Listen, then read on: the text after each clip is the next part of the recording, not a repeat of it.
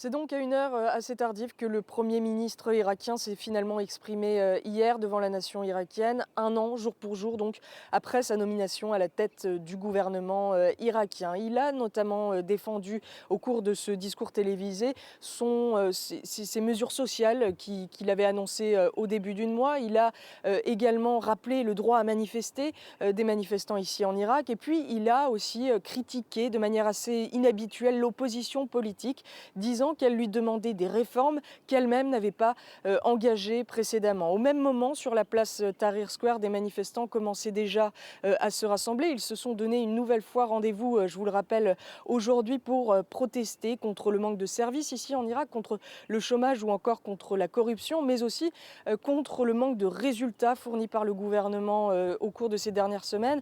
Ils critiquent notamment le rapport d'enquête qui a été publié par exemple ce mardi sur les récentes violences,